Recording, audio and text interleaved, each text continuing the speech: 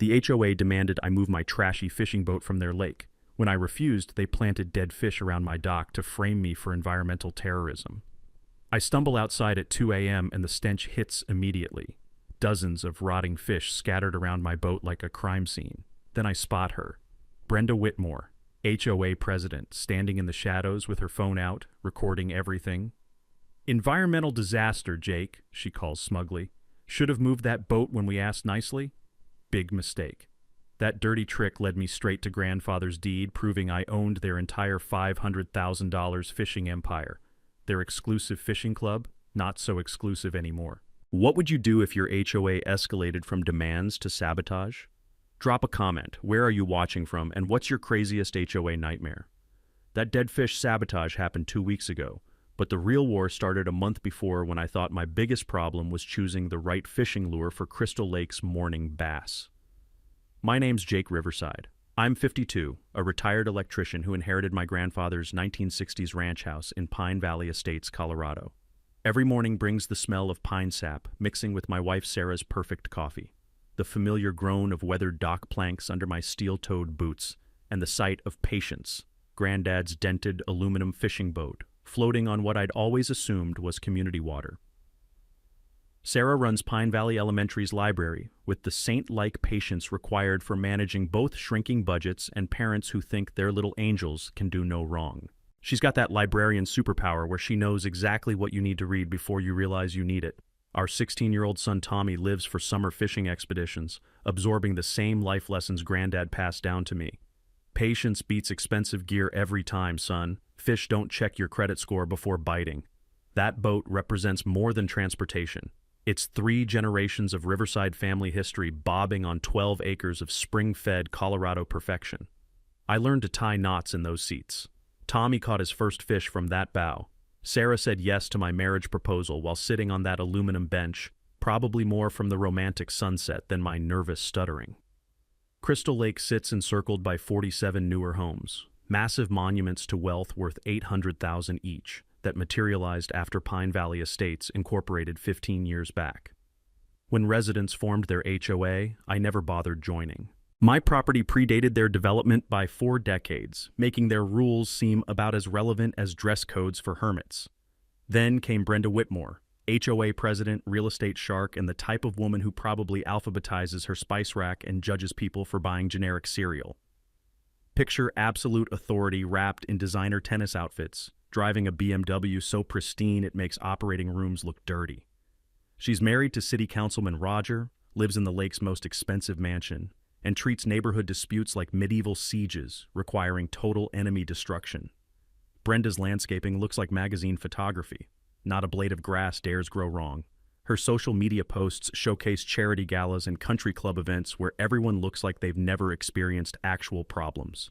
She runs the HOA like a personal fiefdom where peasants should feel grateful for her benevolent leadership.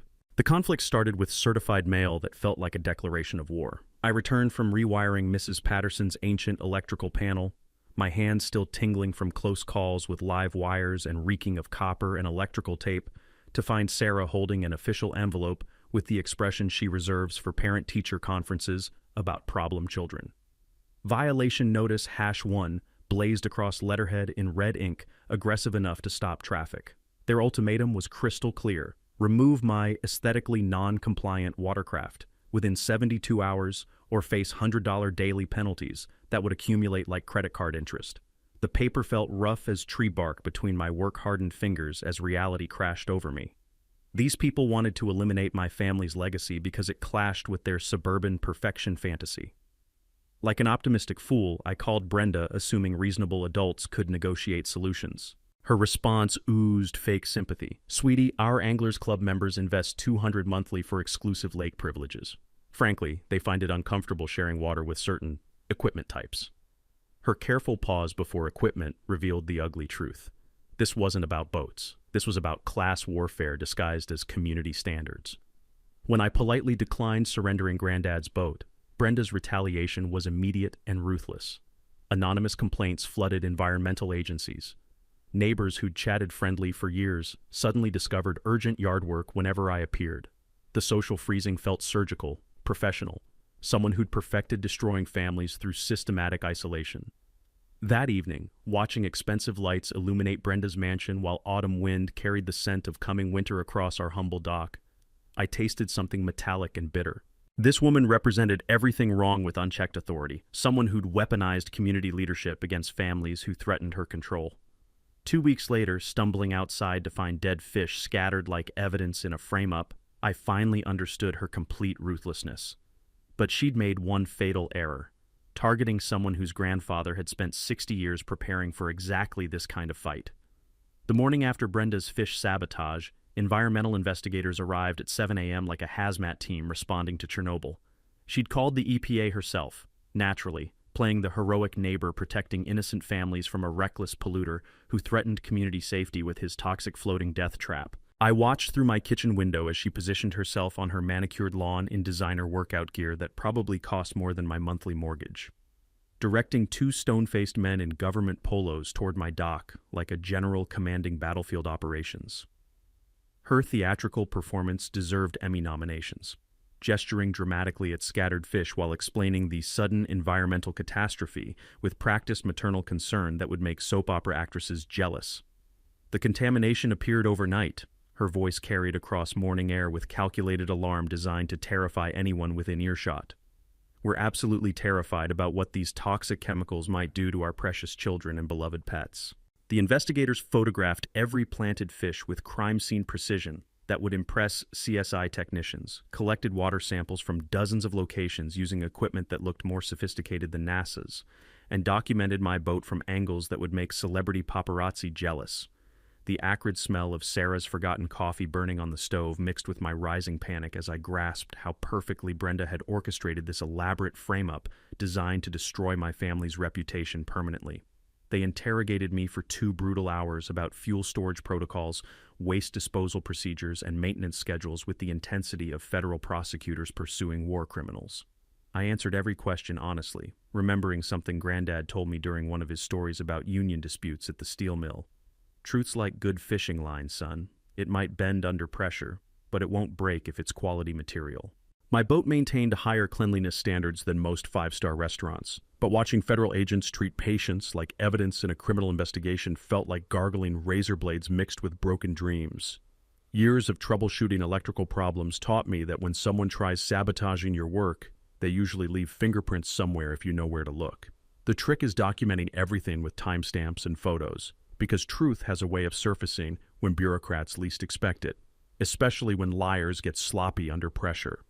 During their investigation, I noticed Mrs. Patterson lurking near her fence line like a sweet elderly spy, ancient cell phone gripped in arthritic fingers like precious treasure containing state secrets.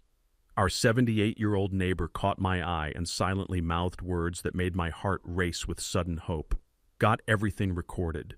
That evening, she shuffled over with her oxygen concentrator clicking rhythmically like a mechanical heartbeat, carrying digital evidence that would demolish Brenda's entire criminal operation. Her backyard security camera, originally installed to catch whoever was stealing expensive birdseed, had captured Brenda's 1:30 a.m. performance in crystal-clear high definition that would make Hollywood directors weep with envy. Couldn't sleep with these old bones aching something fierce, Mrs. Patterson wheezed, easing into our porch rocker with obvious joint pain. Spotted that fancy white car skulking around like a teenage vandal up to no good, figured something fishy was brewing in our quiet neighborhood. She paused, grinning at her accidental wordplay. Literally fishy turns out to be true. The footage was absolutely devastating to Brenda's credibility and criminal defense prospects. She'd dressed in dark clothing like some suburban ninja warrior, systematically placing rotting fish around my dock while consulting her phone repeatedly, probably checking optimal camera angles for tomorrow's horrifying discovery that would traumatize the entire community. She'd even brought a plastic grocery bag, likely from the supermarket seafood counter, planning this environmental terrorism frame-up down to the smallest putrid detail with criminal precision. I contacted EPA investigators immediately with trembling fingers. By lunch, they'd reviewed Mrs. Patterson's video evidence and officially dismissed their investigation with red-faced apologies that would haunt their professional reputations. But exposing Brenda's lies only triggered more dangerous desperation, like poking a cornered rattlesnake with a dangerously short stick. Her damage control campaign launched before the government vehicles cleared my driveway. Neighborhood WhatsApp groups exploded with frantic conspiracy theories. The EPA dismissal obviously represented deep state corruption protecting environmental criminals with mysterious political connections. My security footage? Clearly fabricated by someone with sophisticated technical knowledge, a transparent attack designed to discredit my electrical expertise and professional reputation. The propaganda blitz intensified into full psychological warfare designed to destroy families through systematic community isolation. Anonymous flyers materialized on car windshields overnight like toxic snowfall, detailing my completely invented history of environmental violations that read like fiction novels. Sarah discovered venomous notes tucked into her library mailbox, questioning whether certain employees represented appropriate school district values and moral standards. Tommy endured the cruelest punishment in this adult war. High school classmates started calling him Fish Boy and Pollution Pete Jr., turning lunch periods into gauntlets of adolescent humiliation. He came home with shoulders hunched in defeat, asking if we should just move somewhere people didn't know about Dad's environmental crimes. But Brenda's sabotage accomplished something she never intended. While she was busy planting evidence and spreading lies, I started digging through Grandfather's belongings with renewed purpose and growing determination.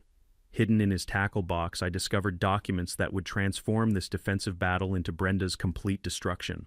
Armed with Mrs. Patterson's devastating video evidence, I needed those tackle box documents verified before Brenda's next assault. She wasn't retreating after getting caught. Cornered predators attack with doubled ferocity, and this woman had proven she'd commit crimes to frame innocent families. Brenda escalated immediately. A third violation notice arrived claiming my boat posed imminent environmental hazard requiring emergency removal. She'd scheduled an emergency HOA meeting to authorize immediate legal action, timing it when working families couldn't abandon jobs to defend themselves. The woman executed this harassment like military operations, treating my family's destruction as her personal mission requiring total victory. I raced to county courthouse, desperate to get Grandfather's documents examined professionally. County Clerk Margaret had worked property disputes for 40 years, and something about my case sparked genuine interest in her tired eyes. "Your grandfather was smart," she said, adjusting her magnifying lamp as afternoon sunlight streamed through courthouse windows. "These documents suggest he structured something specifically preventing what your HOA is attempting." She examined Granddad's papers with archaeologist intensity, occasionally muttering about clever legal language and protective clauses that made my pulse quicken. Something Margaret taught me from 4 decades of property disputes. Always research your complete deed, including mineral and water rights, before accepting HOA authority claims. Most people assume organizations have power never actually granted, exactly how bullies like Brenda steal what doesn't belong to them. Historical timeline emerged from state archives like 60-year puzzle pieces connecting. Elias Riverside purchased the entire lake basin in 1962, including comprehensive mineral, timber, and water rights extending beyond my imagination. When developers approached in 1985 offering serious money, Granddad told them where to stick their contracts. They built around him anyway, betting they'd pressure his family into submission through legal harassment, Brenda's exact playbook today. While I uncovered truth, Brenda escalated psychological warfare to organized crime levels. Anonymous environmental complaints flooded agencies from fake emails investigators later traced to her office computers. My electrical business faced random inspections of decades-old licenses, forcing me to waste days dealing with bureaucratic harassment designed destroying my livelihood. Sarah's job came under attack through community concerns, coordinated with military precision. Her supervisor received calls questioning whether certain employees represented school values, creating workplace misery. The harassment felt systematic, professional, someone who'd refined this intimidation playbook destroying other families. Then I made the best $50 investment ever, hiring Betty Morrison, retired paralegal specializing in property disputes with personal vendetta against corrupt HOAs. She spread Grandfather's documents across her kitchen table while fresh cookie smells created surreal contrast to legal warfare planning. "Jake, these fragments suggest something extraordinary," Betty said, tapping paragraphs with her pen. "But I need complete documentation verifying what your grandfather owned. If I'm reading correctly, that anglers club might operate completely illegally on your property." Financial implications made my coffee cold. $12,000 annually in membership fees, collected 15 years from members paying for access to property they never owned. Roughly $180,000 in unauthorized profits from my family's land. The real earthquake hit when Tommy burst through our door, laptop clutched like precious cargo. "Dad, I've been mapping property boundaries using county GPS for my AP government project," he said, pulling up satellite images. "You need seeing what I discovered." The screen showed devastating evidence, making my hands tremble. Anglers Club dock extended 40 feet onto our land. Their clubhouse foundations sat entirely on our property. Their parking area crossed boundary lines. "They didn't just assume lake access," Tommy said, voice cracking with excitement. "They built everything on land they don't own." I stared at digital boundaries, coffee forgotten, as trespassing scope became crystal clear. This wasn't harassment. This was systematic theft with expensive infrastructure built on stolen land, defended through criminal harassment of rightful owners. Betty cautioned against celebration when I called with Tommy's discovery. "Mapping evidence is huge, but we need complete original documentation proving ownership in court. Fragments won't survive expensive lawyers." Research revealed Brenda's pattern extended statewide like virus. Her firm resolved similar disputes in 3 other Colorado communities, always ending with forced sales to her preferred buyers. Rogers Council votes consistently favored her development clients. Her success wasn't real estate expertise, it was systematic municipal corruption. The next morning brought Brenda's most desperate move. Her lawyer sent cease and desist threatening substantial damages for my ongoing harassment, but conspicuously avoided citing specific legal violations. Classic intimidation without substance. Betty helped craft devastating response. "Please provide documentation of ownership transfer from Elias Riverside to Pine Valley Estates HOA." Complete radio silence from their legal team. That silence spoke volumes. Brenda's empire was built on assumptions and intimidation. Nobody challenged her because nobody realized they could. But Tommy's discovery had armed me with nuclear weapons in fight she thought was about boat aesthetics. The taste of approaching victory was sweeter than morning coffee. But I needed complete deed to finish this war definitively. That night, understanding why Brenda escalated so aggressively, I realized she probably knew about ownership complications for years. Her business model depended keeping property owners ignorant while profiting from their land. The metallic taste of anger was transforming into something infinitely more satisfying. Anticipation of watching systematic thief face consequences for destroying innocent families. Tomorrow, I'd continue hunting for legal ammunition that would end her corruption permanently. Brenda scheduled an emergency HOA meeting with 48 hours notice. Transparent attempt excluding working families who couldn't abandon jobs for her performance. She arrived with Marcus Cole, expensive lawyer specializing in problematic property owner removal, treating my boat dispute like environmental terrorism threatening national security. The community center reeked of burnt coffee and nervous tension as 23 residents crammed into squeaking metal chairs. Brenda's presentation rivaled courtroom drama. Blown-up boat photos, fabricated environmental testimony, wild claims that property values crashed 20% due to my willful violations. Her lawyer wielded terminology like weapons: environmental contamination, community endangerment, punitive damages exceeding $50,000.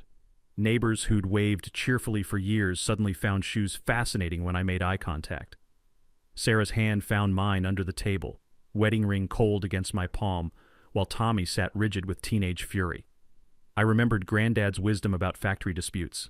Sometimes smartest move is letting bullies talk themselves into corners while you document every lie, son. Truth wins if you're patient enough. So I stayed silent, documenting accusations while Brenda painted me as dangerous criminal threatening innocent children.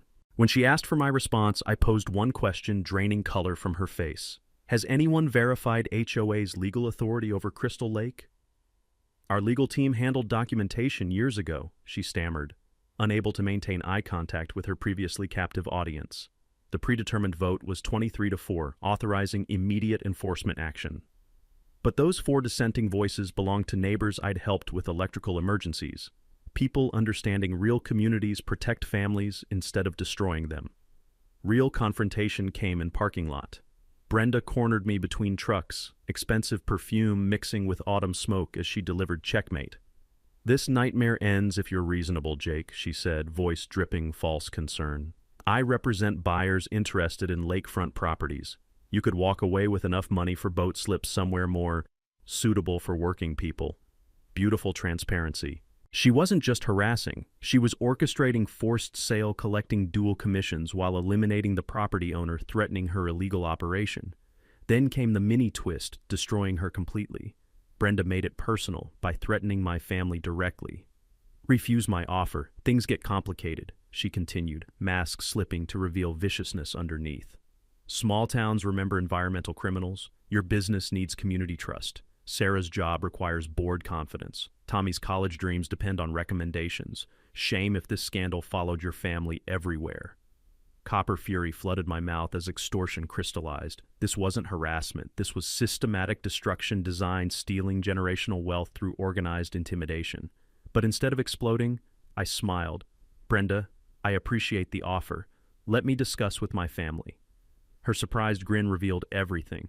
She thought she'd won through threats. That night, kitchen became war headquarters. I called Betty with unlimited authorization. Cost didn't matter. Mrs. Patterson's nephew agreed, pulling every Brenda transaction from records. Tommy volunteered tech skills, archiving evidence. Dad, let's build something bulletproof, he said, 16-year-old voice carrying steel, reminding me of great-grandfather's determination. Sarah contacted union representative about employment extortion. Other families need protection, Jake. This is bigger than us. Breakthrough came when Tommy discovered something making my blood freeze. Dad, look at this pattern, he said, spreading papers across table. Brenda's firm resolved similar disputes in Lakewood, Boulder, Grand Junction. Same playbook: harassment, forced sales, dual commissions. Understanding crystallized like ice forming on winter lakes. This wasn't random harassment. Brenda perfected statewide property theft using HOA authority, systematically destroying families. Mrs. Patterson shuffled over with oxygen tank clicking, carrying information completing our understanding of Brenda's criminal network. Jake, Bridge Club girl's been talking, she wheezed, settling into porch chair. Brenda pulled identical schemes on other families. Hendersons, Johnsons, Garcias, all driven out through manufactured violations. She handed me a folder containing documentation from 7 families over 5 years, each following identical patterns: sudden violations, community pressure, legal threats, forced sales to Brenda's buyers. There's more, Mrs. Patterson whispered nervously. My nephew says Brenda researched lakefront vulnerabilities for 2 years, targeting families she could pressure into selling. Pieces clicked together like assembled weaponry. Brenda hadn't targeted me randomly. She'd systematically researched my family as next victim, assuming working-class electrician wouldn't fight organized municipal corruption. But her biggest mistake was underestimating someone whose grandfather spent 60 years preparing for exactly this kind of battle.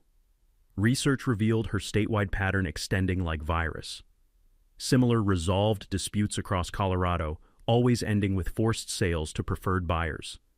Rogers' council votes consistently favored her development clients. Her success wasn't real estate expertise, it was systematic corruption exploiting municipal authority. The next morning brought desperate move.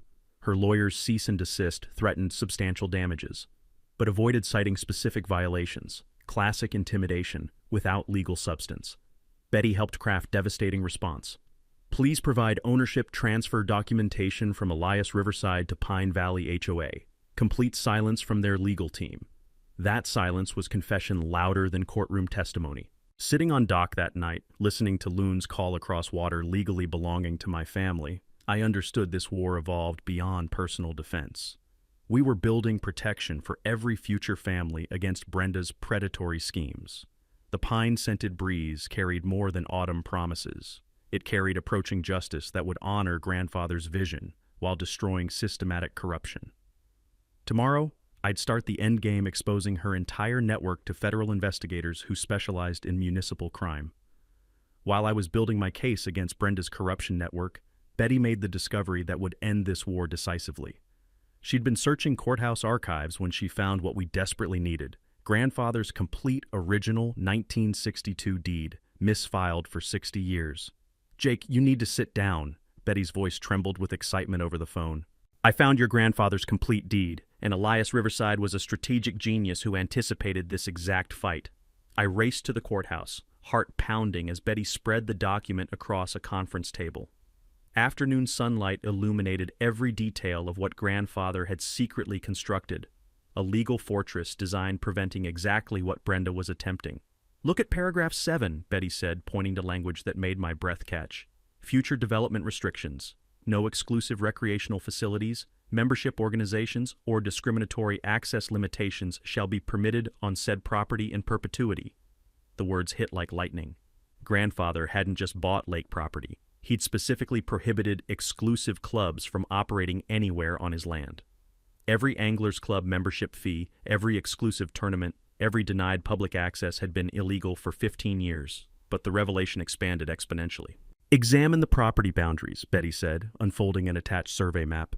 "Your grandfather owned the lake bed, plus riparian rights extending 50 feet beyond high water mark around the entire perimeter."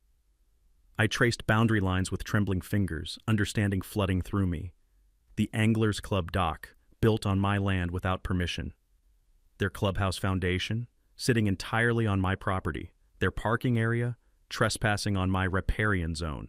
"Every structure requires your explicit permission," Betty continued. "Permission they never requested because they assumed you didn't know what you owned. The financial implications made my coffee taste metallic. 15 years of membership fees at $200 monthly, roughly 40 members, totaled approximately $180,000 in unauthorized revenue for my property. More importantly, they'd operated illegal exclusive facility violating grandfather's deed restrictions." Betty pulled out one final document, stopping my breathing. Correspondence between grandfather and original developers from 1985. The letter was brutal. "Mr. Davidson, I will never sell Crystal Lake access to your development company. This property will remain open to all Pine Valley residents regardless of economic status. Any attempt restricting public access will result in legal action. E. Riverside." Developers tried buying him out. When Granddad refused, they built around him anyway, betting they could pressure his family into submission through harassment. Exactly what Brenda was attempting. "Brenda knew," I said, pieces clicking together. "She had to know about grandfather's correspondence. Her harassment campaign was designed forcing sale before we discovered what we owned." Betty nodded grimly. "Her firm probably maintains original development files. She's been sitting on ownership information for years, waiting to steal your property through manufactured crises." That evening I sat in grandfather's recliner, holding his deed like sacred scripture, understanding his true gift. He hadn't just left property. He'd left a weapon designed destroying discriminatory exclusivity and restoring community access to public space. The musty smell of old paper mixed with fading Old Spice cologne, like he was reaching across decades handing me ammunition crafted for this battle. This discovery revealed something chilling. Brenda's systematic research, her 2-year vulnerability investigation, her calculated targeting, none was random. She'd been planning this theft for years, studying records to identify perfect victims for forced acquisition schemes. But grandfather's genius went deeper than I'd imagined. His deed language created multiple legal violations we could prosecute simultaneously: trespassing, fraud, civil rights violations, environmental law breaches. He'd anticipated every angle corrupt developers might use. The complete picture was staggering. Brenda hadn't just violated property law, she'd operated a systematic racketeering enterprise using municipal authority to steal from working families while enriching herself through dual commissions and illegal fee collection. Tomorrow, I'd start using grandfather's framework, dismantling Brenda's empire piece by piece. But first, I needed planning perfect public revelation exposing her corruption while honoring Elias Riverside's vision of inclusive lake access. The taste of approaching justice was sweeter than any victory I'd imagined, seasoned with 60 years of patient preparation by a man who understood some battles are worth fighting across generations. Armed with grandfather's complete deed and Betty's legal analysis, I needed transforming overwhelming evidence into coordinated strikes that would destroy Brenda's operation permanently. This wasn't about defending my boat anymore. This was exposing systematic theft and restoring community access to stolen resources. First challenge, assembling professional team when most lawyers wanted unaffordable retainers. Others seemed mysteriously reluctant, challenging HOA authority. Betty recommended Dorothy Walsh, semi-retired environmental lawyer with silver hair and steel eyes who'd spent 40 years fighting corrupt developers, stealing public resources. "Your grandfather was brilliant," Dorothy said during our first meeting, Earl Grey tea smell mixing with legal document ink as she reviewed evidence in her cramped office. "This deed structure creates multiple violations we can prosecute simultaneously: trespassing, fraud, civil rights violations, environmental breaches." She explained something crucial most property owners never understand. When someone builds on your land without permission, Colorado law treats every day as separate violation. I remembered my electrical mentor saying, "Document everything because lawyers love detailed paper trails." Finally understanding why meticulous records become legal weapons. Financial implications were staggering. 15 years of unauthorized operations could generate damages exceeding $200,000, plus mandatory removal costs for every illegally constructed structure. While Dorothy prepared legal strategy, Sarah used library connections documenting Brenda's victim list. Her teacher network had quietly tracked families pressured into selling, but nobody connected the systematic pattern until our investigation. "Jake, I documented 7 families driven out over 5 years," Sarah said, spreading notes across our kitchen table while stress baking scented the air. "Each follows identical patterns: sudden violations, community pressure, legal intimidation, forced sales to Brenda's buyers." The scope was breathtaking. Systematic theft disguised as neighborhood improvement, generating millions in illegal profits while destroying working families who couldn't afford legal battles against organized corruption. Tommy's contribution proved crucial, discovering something making our case bulletproof. My tech-savvy son had been archiving everything digitally, but his breakthrough came from social media archaeology, revealing discrimination evidence. "Dad, look at these deleted Facebook posts from former members," he said, pulling up screenshots. 3 quit because they were uncomfortable with membership decisions. 1 mentions rejecting applications from families who don't fit community standards. Civil rights violations.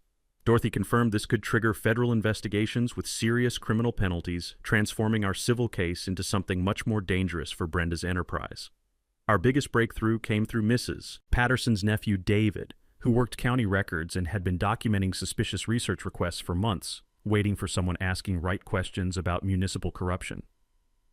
"Brenda's been targeting lakefront properties for 2 years, he whispered during secret coffee meeting, glancing around nervously. "She researches elderly owners and inheritance vulnerabilities systematically. Your family was her next acquisition target." Evidence was devastating. Systematic investigation of every owner's legal weaknesses, followed by manufactured crises, designed forcing sales through coordinated harassment. This wasn't neighborhood dispute, this was organized property theft with federal implications. Dorothy suggested revealing everything at annual HOA meeting for maximum community impact, but warned about Brenda's counterattacks when cornered animals become most dangerous. "She'll claim forgeries, attack credibility, maybe plant more evidence," Dorothy said, decades of experience showing in worried lines. "We need preemptive strikes neutralizing her spin ability." I contacted Jenny Rodriguez, reporter investigating statewide HOA corruption. Her excitement was infectious when I described evidence documenting systematic municipal crime. "This could expose networks across Mountain West," Jenny said, investigative instincts activated. "But I need ironclad documentation before publication, avoiding lawsuits." Then I discovered something making my stomach twist with rage reviewing county tax records.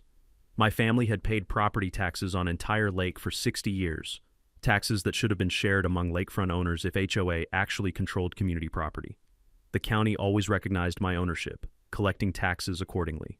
Brenda's shared property claims were fabrications justifying stealing access to resources my family paid maintaining while being banned from using.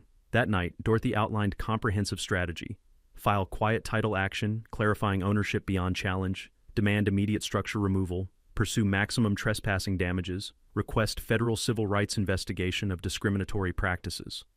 "But public exposure will be most effective," she said, organizing documents with practiced efficiency.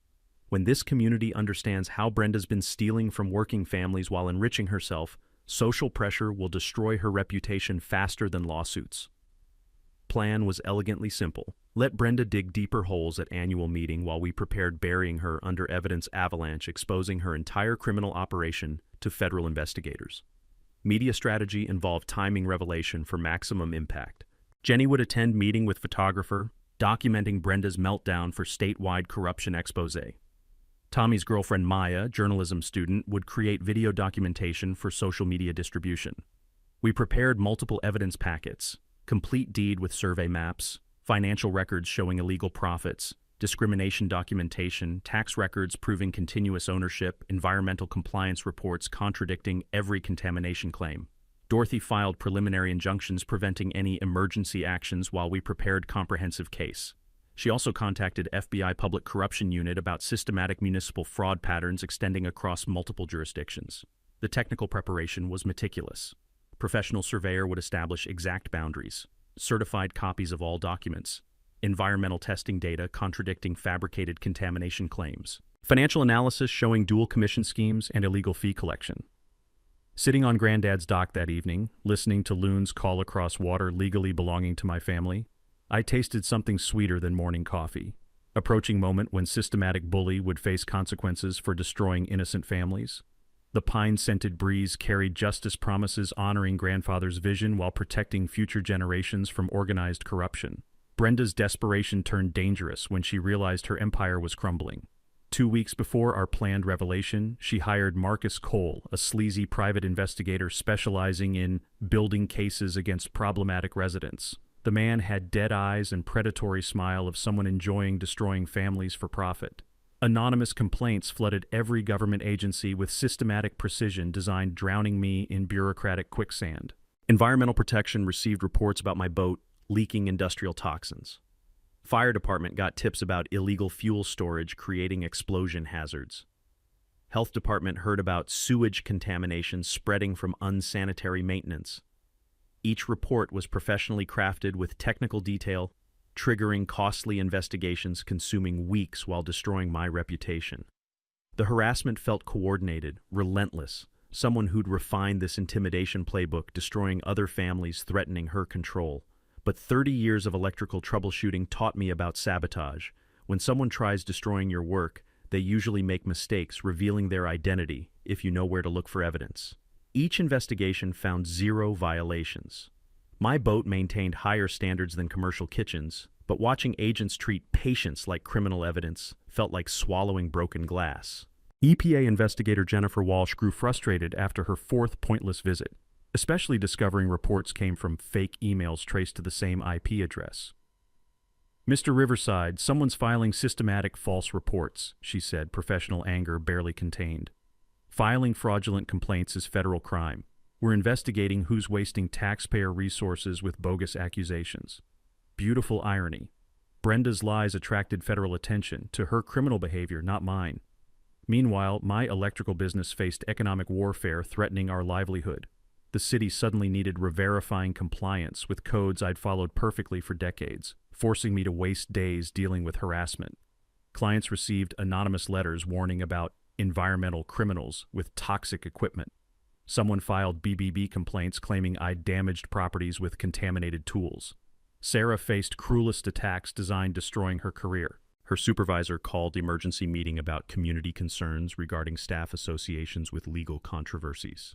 The conference room smelled like nervous sweat and copy paper as David Chen reluctantly delivered threats. "Sarah, I'm receiving daily pressure from board members questioning your judgment," he said, unable maintaining eye contact. "They're suggesting your husband's troubles reflect poorly on district values." My wife's response reminded me why I'd married her. "David, my husband is defending legitimate property rights against systematic harassment.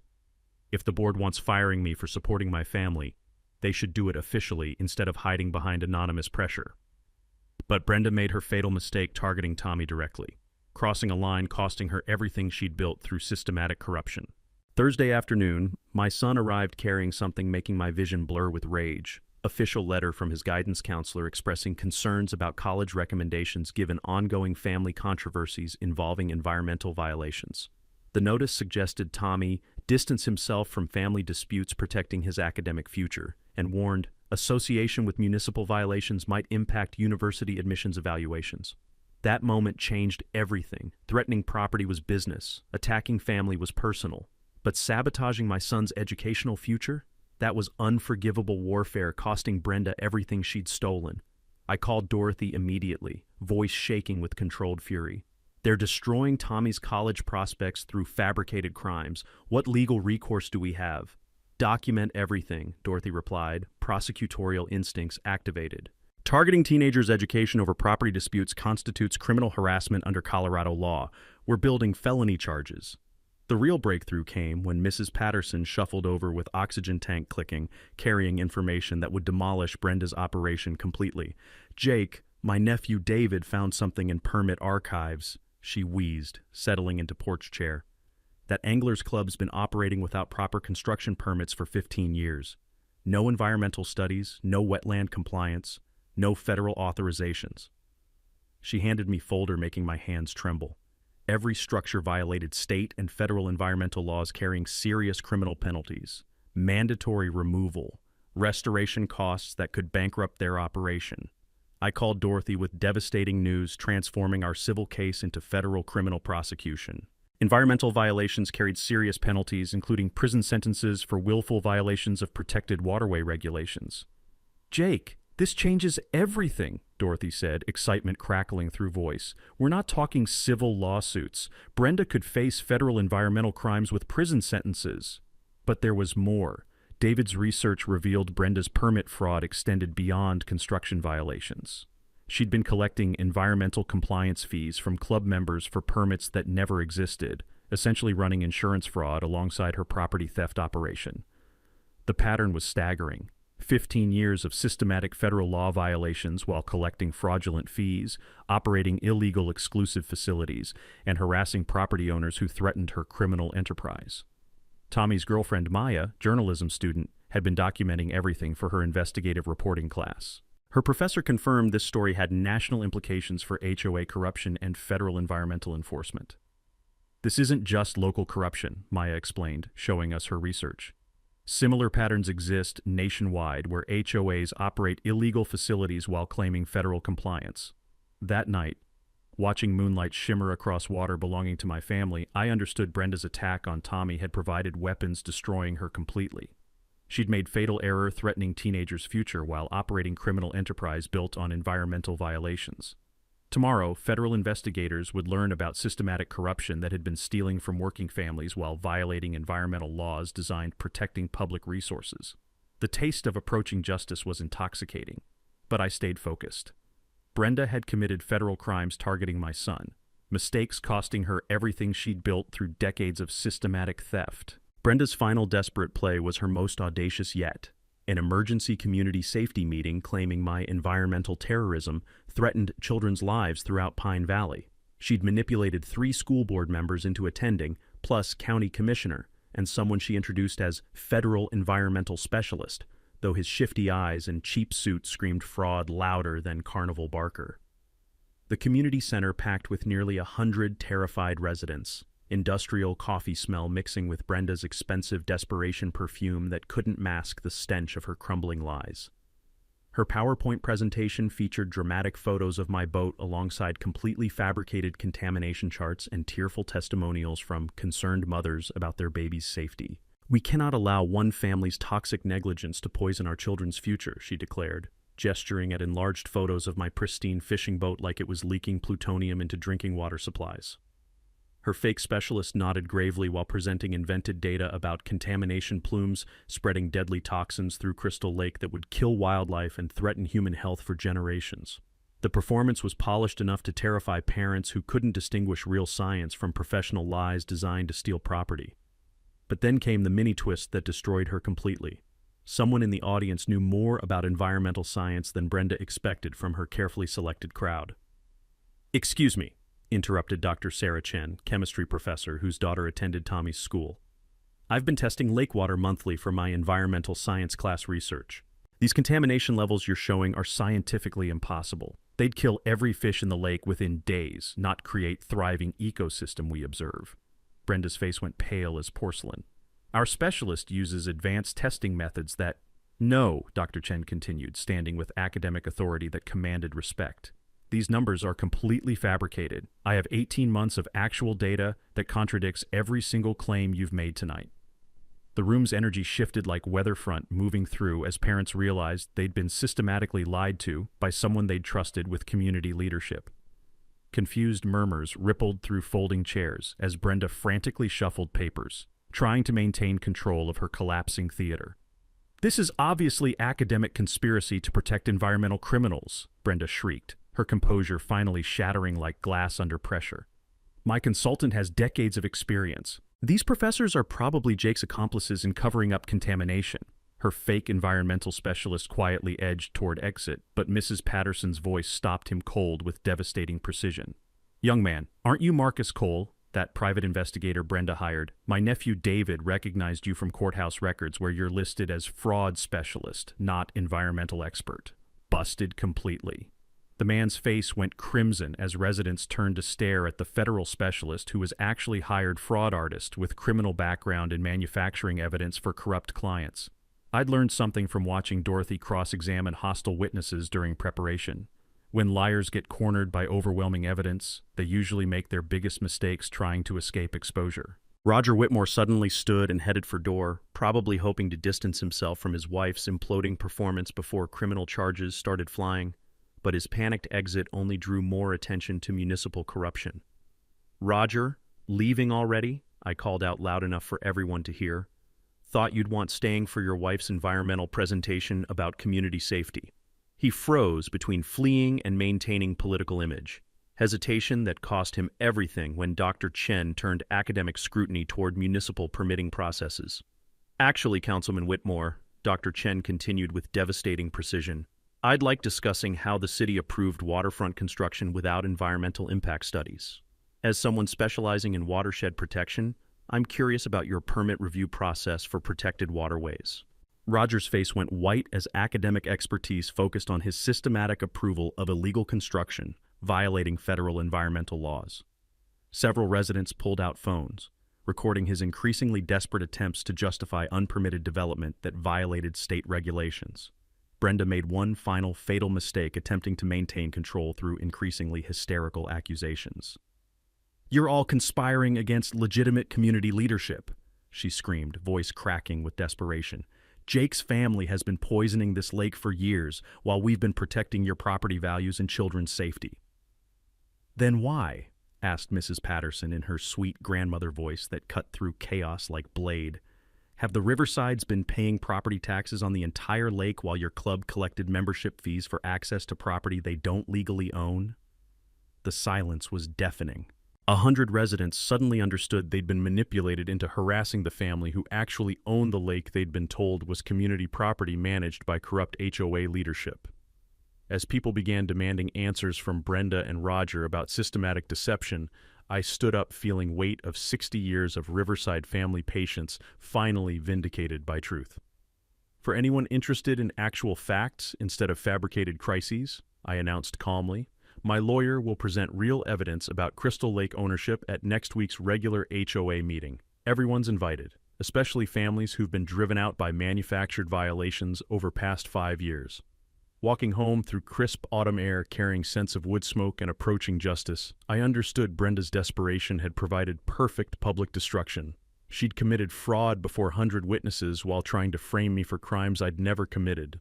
Tomorrow, community healing could finally begin while federal investigators pursued criminal charges against systematic corruption that had been stealing from working families for years.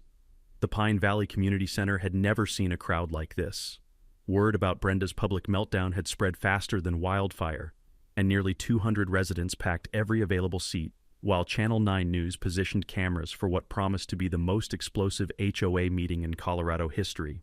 The air crackled with electric tension and fresh coffee, as neighbors who'd avoided each other for months sat shoulder to shoulder, hungry for truth after weeks of manufactured drama.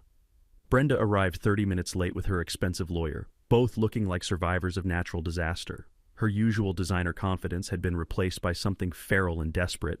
She'd clearly decided that if her empire was crumbling, she'd detonate everything around her in spectacular fashion. "Before this meeting proceeds," she announced without waiting for proper authorization, "everyone needs understanding that Jake Riverside has orchestrated systematic fraud using forged documents and corrupted county officials to steal community property." The accusation hit like slap across silent room. Several residents who'd invested months believing her lies shifted uncomfortably, still clinging to narrative that had justified their harassment of my family. Dorothy stood with quiet authority, carrying weathered manila folder containing 60 years of legal documentation. "Mrs. Whitmore, would you like examining the original 1962 property deed before making additional defamatory statements that could result in criminal perjury charges?" "Those documents are obvious forgeries," Brenda's voice cracked like breaking glass. "Jake manufactured evidence with help from conspirators and county government." I realized something grandfather had taught me about confronting workplace bullies. Sometimes you defeat loud lies with quiet truth that speaks for itself. Standing calmly, I pulled out my phone and projected Mrs. Patterson's security footage onto wall. Crystal clear video of Brenda planting dead fish around my dock at 1:30 a.m. while consulting her phone for optimal angles. "Brenda, would you explain how environmental terrorists frame themselves for crimes they didn't commit?" The room exploded. Gasps turned to angry murmurs as residents understood they'd been manipulated by someone willing to commit felonies while accusing others of environmental crimes. Wave of outrage crashed over Brenda's crumbling authority like tsunami. But she wasn't finished. That video is doctored using sophisticated technology. Jake paid that senile woman to create fake evidence. You're being manipulated by environmental terrorists. Wrong move. Attacking beloved Mrs. Patterson pushed community past breaking point. Mrs. Patterson stood slowly, oxygen tank clicking in sudden silence. Brenda, honey, I've lived here 43 years. Would you like explaining why my nephew found records showing you've been researching lakefront vulnerabilities for 2 years, targeting families for harassment?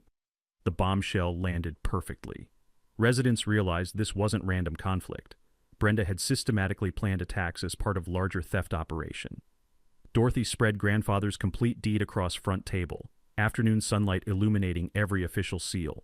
This deed, recorded for 62 years, establishes Elias Riverside's ownership of Crystal Lake, including all mineral, water, and riparian rights extending 50 feet beyond high water mark. County Recorder. Margaret stepped forward with devastating ammunition. I've brought tax records proving Riverside family has been continuous legal owner and taxpayer. HOA never acquired any legal rights to Crystal Lake. The documentation was overwhelming. Residents passed around records showing my family had subsidized lake maintenance while being banned from facilities built on our own land. Brenda's final meltdown provided most damaging evidence through complete breakdown witnessed by 200 people. "You're all idiots believing this conspiracy," she screamed, face purple with rage. "I've protected your values while these terrorists tried stealing community resources." The silence felt like moment after lightning strikes. 200 residents stared at woman they'd trusted, finally seeing entitled sociopath who'd exploited their community. I stood for my moment of complete truth, holding grandfather's deed like sacred scripture.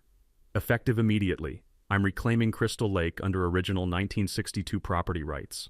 The applause started with Tommy, then spread through room like wildfire as justice emerged from manufactured chaos. But I wasn't finished. Pulling out legal documents Dorothy had prepared, I addressed the Anglers Club members directly. "To current Anglers Club officers present tonight," I announced, my voice carrying across the silent room, "you are hereby served formal notice of trespass violation. Your organization has 30 days to remove all unauthorized structures from my private property, including the clubhouse, docks, and parking facilities built without permission." I handed official eviction notices to 3 stunned club officers sitting in front row, their faces draining of color as reality hit. "Any structures remaining after 30 days will be removed at your expense, with daily trespassing fines of $500 per violation as permitted under Colorado law." The clubhouse president stood shakily. "But we've invested hundreds of thousands in improvements." "To property you never owned," Dorothy interrupted with prosecutorial precision. "Every dollar spent was unauthorized construction on private land. Mr. Riverside is within his rights to demand immediate removal and seek damages for 15 years of illegal occupation." Sheriff's Deputy Martinez, who'd been quietly observing, stepped forward.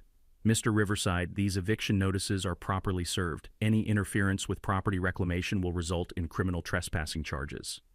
The legal reality crashed over Anglers Club members like cold water. 15 years of exclusive access, expensive improvements, and membership investments, all built on land they'd never owned, never had permission to use. "Crystal Lake will reopen to all Pine Valley residents for recreational use," I continued, exactly as my grandfather intended when he structured this deed to prevent discriminatory exclusion.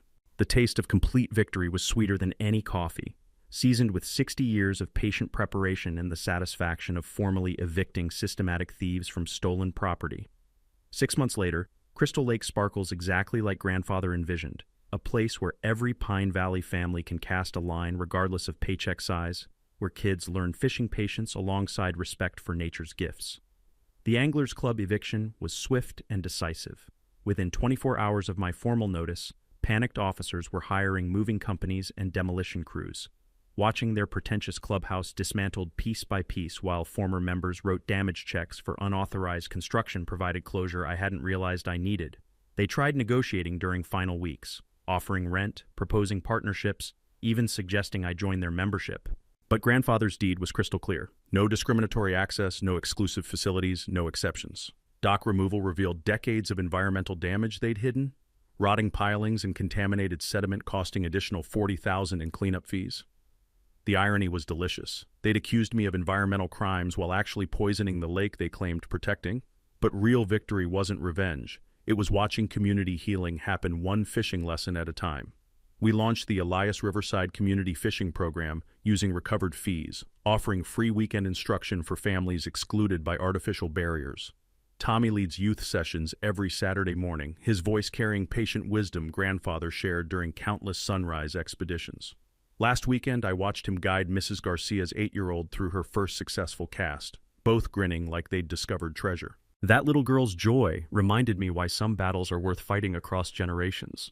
Not for revenge, but for restoration of what should never have been stolen. The Scholarship Fund supports 3 college-bound students from working families whose parents faced Brenda's harassment campaigns. Sarah suggested honoring victims rather than celebrating victory, so we named it for Hendersons, Johnsons, and others driven away before truth emerged. Property values rose 15% once authentic amenities replaced artificial exclusivity built on lies. Turns out neighbors prefer genuine improvements over manufactured prestige, especially when they're not being extorted through fake violations. Legal consequences arrived swiftly. Brenda faced federal charges for false reports and civil rights violations for operating discriminatory facilities on stolen property. Her license was revoked, firm dissolved, and she served 9 months while paying restitution covering cleanup costs and damages to harassed families. Roger resigned ahead of FBI investigations, cooperating to avoid federal custody. The corruption probe revealed systematic zoning favors extending beyond our dispute, resulting in 3 additional arrests and municipal oversight overhaul. The most meaningful victory came when Mrs. Patterson brought handwritten thank you letters from every family Brenda had terrorized through manufactured crises designed stealing property. "Jake, you didn't just save your boat," she wheezed, oxygen tank clicking as she settled into our porch rocker. "You saved our community's soul from corruption destroying everything decent people built together." Ripple effects spread statewide. Jenny Rodriguez's investigative series exposed similar HOA schemes across Colorado, inspiring legislation requiring transparency in community association governance, protecting working families from systematic theft. Tommy's documentation project earned early admission to Colorado State's pre-law program, where he'll specialize in property rights advocacy for working families who can't afford expensive lawyers fighting organized corruption. Dorothy opened nonprofit clinic helping families fight abusive HOAs, using our case as template. She calls it the Riverside Method: thorough documentation, strategic organizing, and legal action exposing corruption instead of merely defending against it. Crystal Lake bloomed under restored public access like flower receiving proper sunlight. Fish populations rebounded once exclusive restrictions stopped disrupting migration patterns, creating thriving ecosystem benefiting everyone instead of privileging wealthy few. Every sunrise, I enjoy coffee on grandfather's dock, watching patients float peacefully in water belonging legally to my family, but serving our neighborhood according to his inclusive vision. Pine needle scent mixing with morning mist reminds me worthwhile battles honor wisdom from people who anticipated challenges generations before they surfaced. Sarah joins me most mornings, mystery novel in hand while I plan fishing strategies. Tommy emerges around 8, gathering gear for weekend lessons, teaching patience, respect, and understanding that some things are too precious for exclusive ownership. These quiet moments feel precious because we fought for them, defended them against systematic corruption, then shared them with neighbors who deserve natural beauty access regardless of economic status. Justice tastes sweeter than revenge because it nourishes understanding that bullies succeed only when good people stay silent, while communities heal when someone stands up for principles exceeding personal comfort. The smell of pine needles carries more than mountain air. It carries proof that patient preparation across generations can defeat organized corruption when ordinary families refuse accepting injustice as inevitable. What's your worst HOA nightmare? Share it below. You might own legal rights you never knew existed. Subscribe to Karen Stories for more tales where ordinary families defeat corrupt systems through patience, research, and quiet courage that transforms everything. That's a wrap for today's episode on HOA Stories. If you enjoyed watching Karma in action, smash that like button, comment your thoughts, and let us know if you've dealt with HOA madness too. Subscribe so you won't miss the next HOA meltdown we post.